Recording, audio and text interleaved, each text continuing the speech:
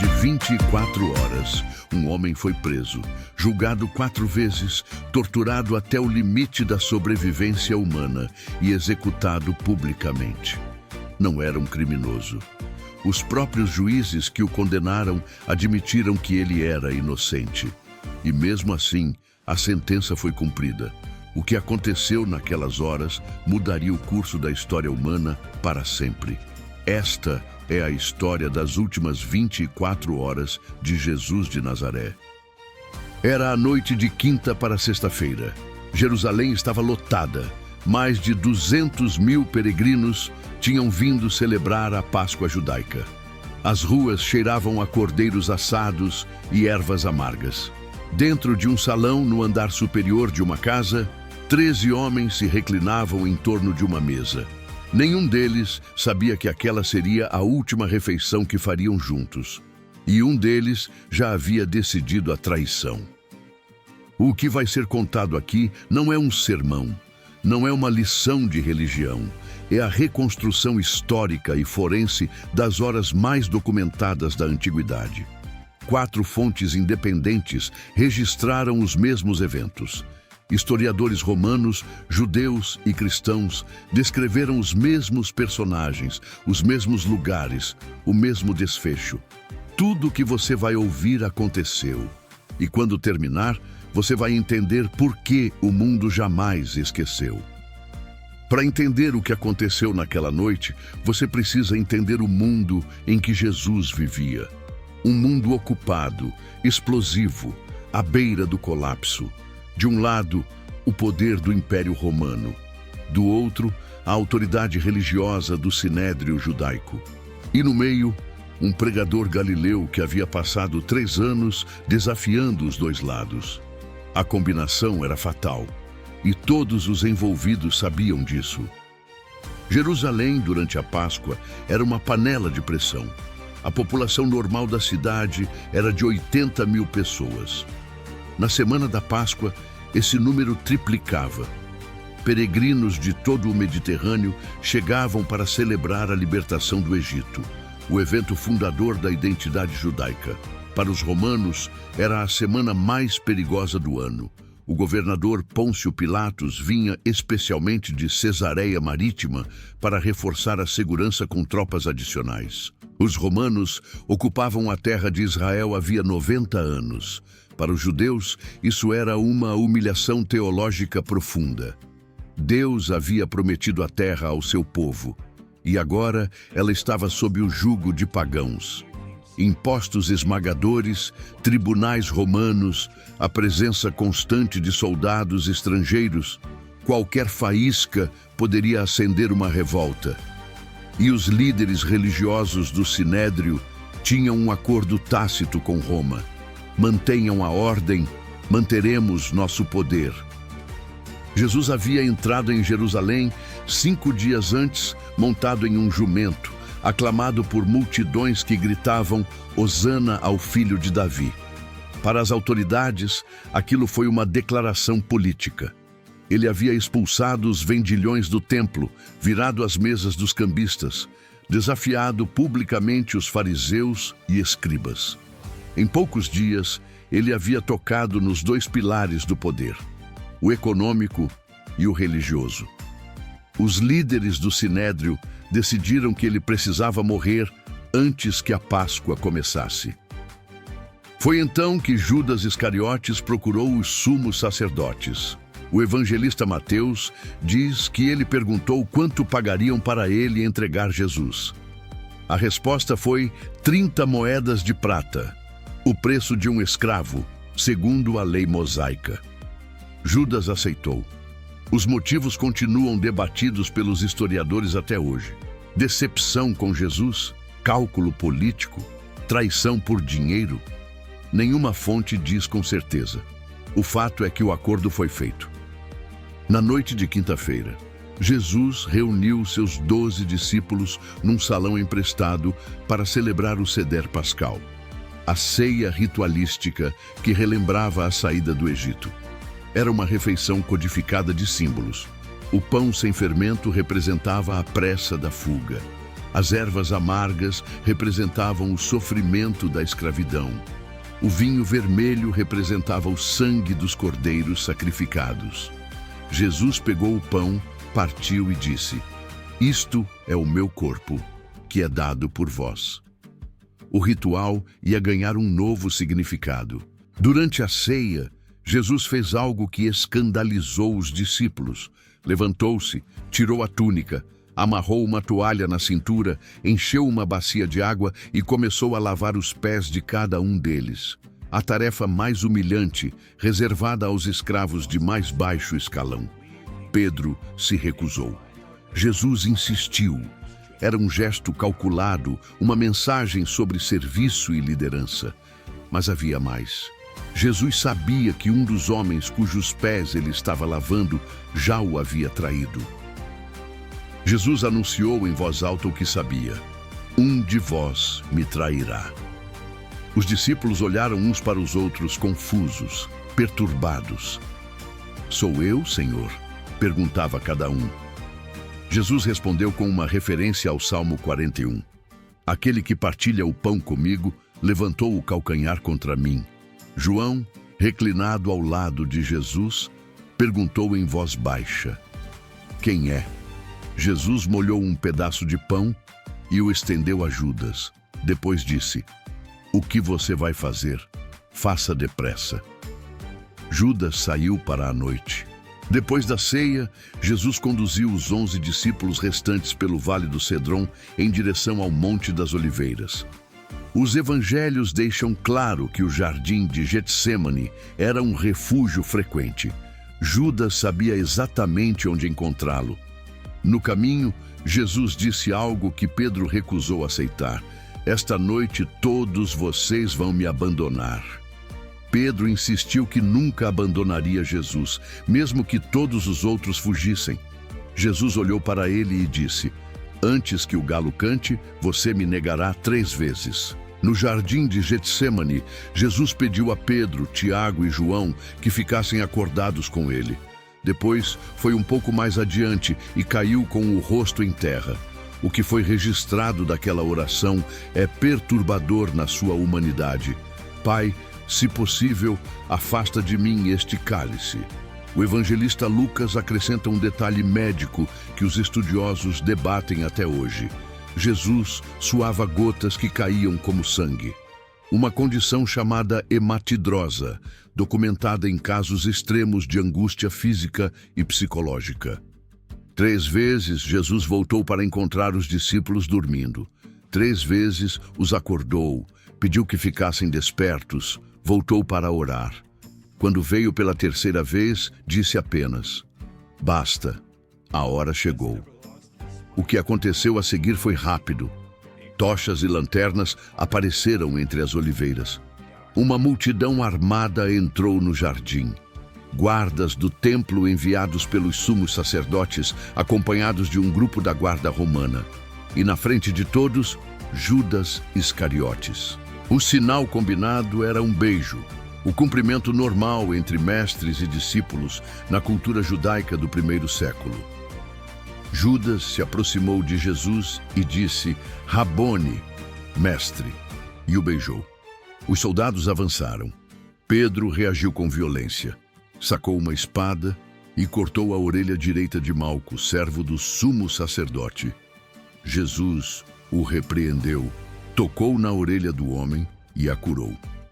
Depois disse algo que ficaria gravado: "Aquele que vive pela espada morrerá." E se entregou. Com Jesus preso, os discípulos fugiram, exatamente como ele havia previsto horas antes. Marcos descreve um jovem anônimo que tentou seguir Jesus envolto apenas em um lençol de linho.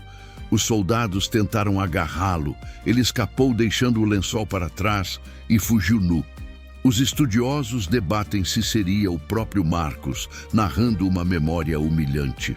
Mas o fato central é esse: na hora do perigo, todos abandonaram Jesus. Ele foi levado pelos soldados para a casa do sumo sacerdote.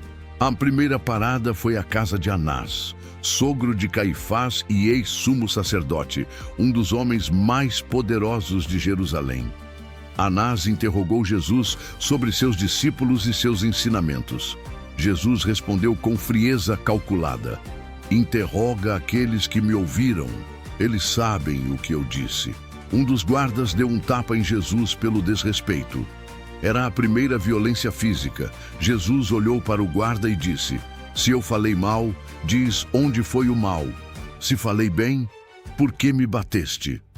De Anás, Jesus foi levado até Caifás, o sumo sacerdote oficial daquele ano. O sinédrio havia se reunido ilegalmente no meio da noite, uma violação flagrante da própria lei judaica, que proibia julgamentos noturnos em casos de pena capital. Testemunhas foram convocadas para acusar Jesus, mas seus depoimentos se contradiziam. Caifás ficou frustrado.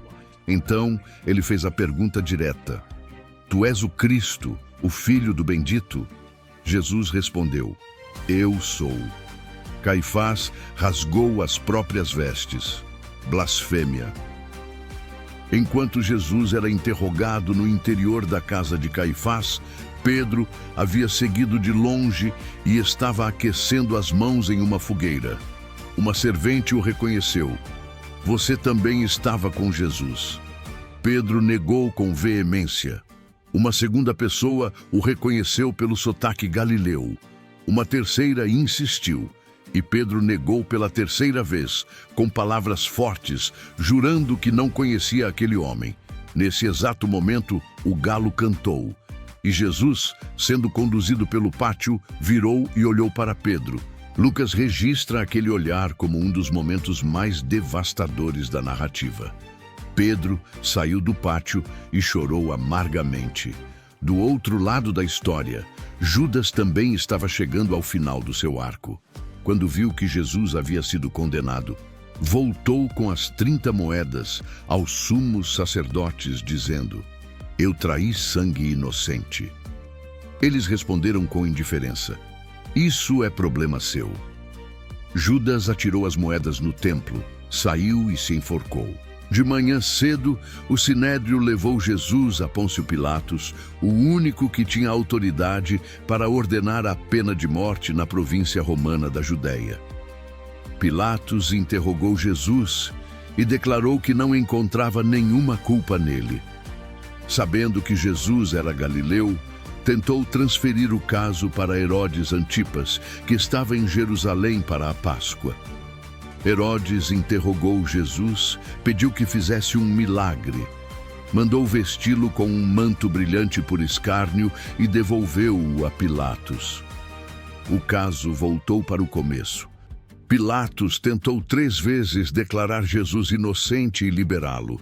Propôs o costume da Páscoa, liberar um prisioneiro.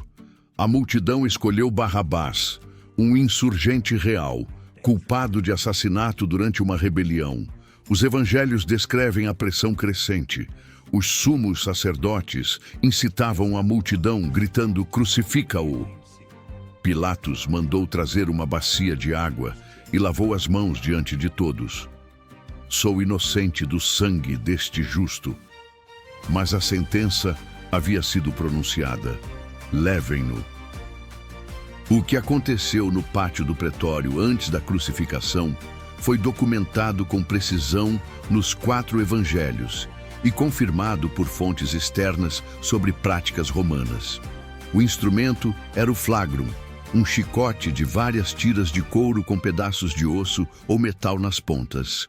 Cada golpe arrancava pedaços de pele e músculo.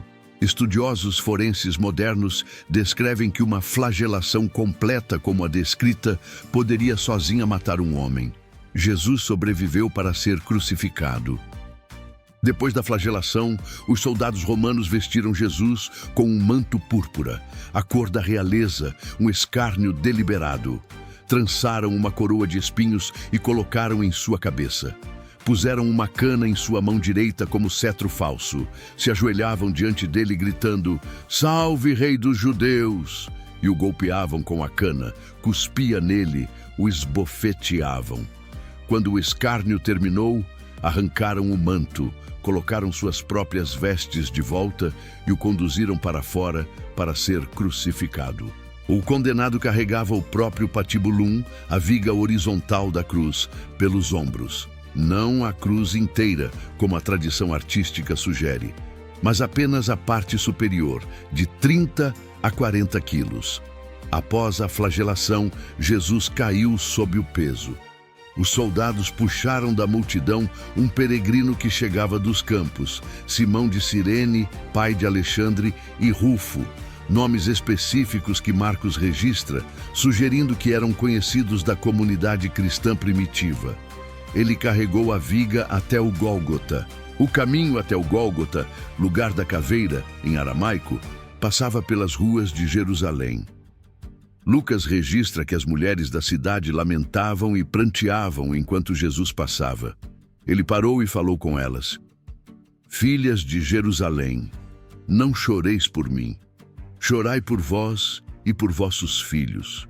Era uma referência ao que viria, a destruição de Jerusalém em 70 d.C., que Jesus havia previsto com precisão perturbadora. Mas naquele momento, poucas pessoas prestaram atenção. A multidão queria o espetáculo.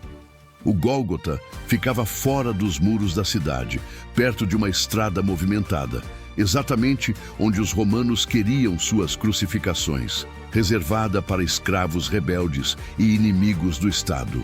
Sua função não era apenas matar, era aterrorizar. Os condenados eram exibidos em público para que todos vissem o que acontecia com quem desafiasse Roma.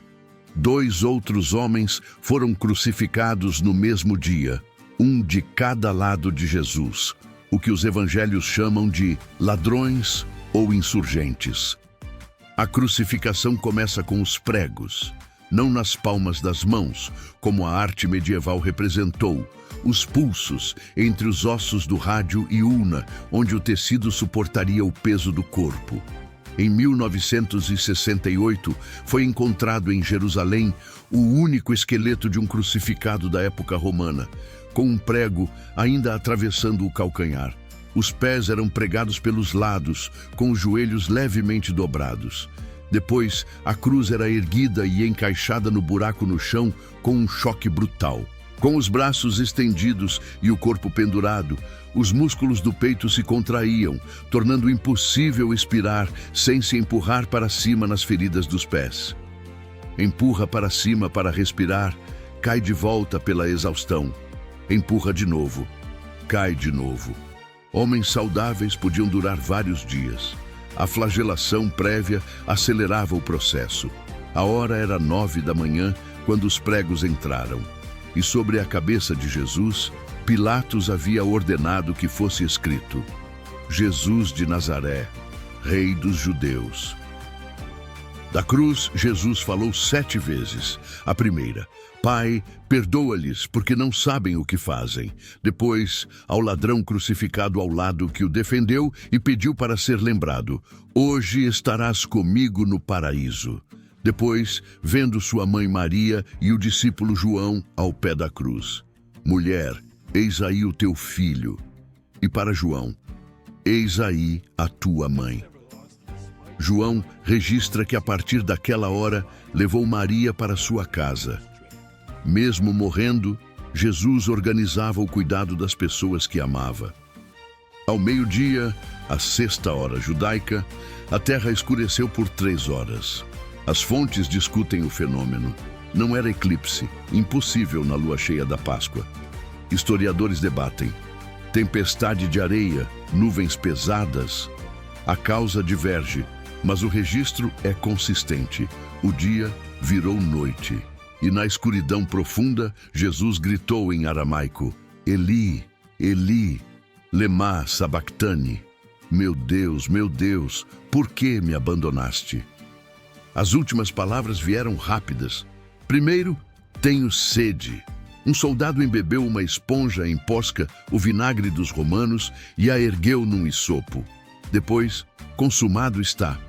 No grego, tetelestai, termo comercial que significa a dívida foi quitada. Então, com a última reserva de força, Jesus gritou: Pai, em tuas mãos entrego o meu espírito, e inclinou a cabeça.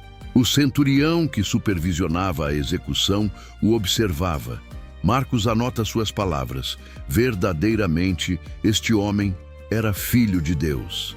Mateus e Lucas confirmam. Aquele soldado endurecido, íntimo de crucificações, ficou inexplicavelmente impressionado. Simultaneamente, Mateus registra que a terra tremeu, pedras racharam e o espesso véu do templo, de 20 metros, rasgou-se de alto a baixo. Como era véspera de sábado, os líderes judeus pediram a Pilatos que quebrassem as pernas dos condenados para acelerar a asfixia. Os soldados fizeram isso com os dois ao lado, mas Jesus já estava morto. Para confirmar, um soldado cravou uma lança em seu lado. João, testemunha ocular, relata a saída de sangue e água. Um detalhe médico preciso de perfuração do pericárdio num corpo já sem vida. Perto dali, havia mulheres observando tudo de longe. Maria Madalena, Maria mãe de Tiago e José e Salomé, que os evangelhos identificam como mulheres que haviam seguido Jesus desde a Galileia. Enquanto os 11 discípulos estavam escondidos ou dispersos, foram as mulheres que ficaram, que assistiram, que viram onde ele seria sepultado. Sua fidelidade naquele momento não era um detalhe menor, seria fundamental para o que aconteceria 3 dias depois. José de Arimateia, membro rico do Sinédrio que discordara da condenação, pediu a Pilatos o corpo de Jesus para um sepultamento digno. Surpreso com a morte rápida, o governador exigiu a confirmação do centurião e liberou o corpo. José comprou linho, desceu o corpo e o colocou num túmulo novo, escavado na rocha, feito para sua própria família. O sábado chegou com o sol se pondo. A cidade voltou ao silêncio ritual. Os discípulos estavam escondidos, com medo. Pedro carregava o peso da negação. João carregava a imagem do que havia visto. Maria carregava uma dor sem nome. As mulheres sabiam onde o túmulo ficava e planejavam voltar depois do sábado para ungir o corpo com especiarias aromáticas. O ritual final que não havia sido completado na pressa do sepultamento. O mundo continuava. O sol nasceu e o sábado passou em silêncio.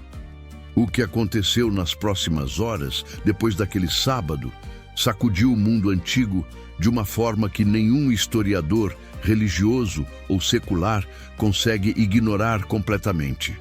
Um movimento que havia sido esmagado com a execução do seu fundador, não apenas sobreviveu, como explodiu em crescimento. 12 homens que haviam fugido na hora do perigo se transformaram em poucas semanas em pregadores dispostos a morrer pelo que afirmavam ter visto. Algo mudou, e o que quer que tenha sido, mudou tudo. A história não termina no túmulo selado. Os guardas colocados na entrada não eram mero detalhe cerimonial. Eram a admissão dos sumos sacerdotes de que algo os assustava. 3 dias, o prazo dado por Jesus. Quando as mulheres chegaram ao jardim no amanhecer de domingo, com especiarias e luto, a pedra estava rolada. O que aconteceu a seguir é o tema da próxima parte. E vai mudar tudo o que você sabe. 20 séculos depois, o nome dele é o mais dito na história humana. O calendário global baseia-se no seu nascimento. 2 bilhões de pessoas guiam suas vidas pelas 24 horas que você acabou de ouvir. Crentes, historiadores e cientistas concordam. Algo aconteceu em Jerusalém no século I, que alterou o rumo da civilização. O debate já não é mais se aconteceu. O debate agora é o que foi que aconteceu.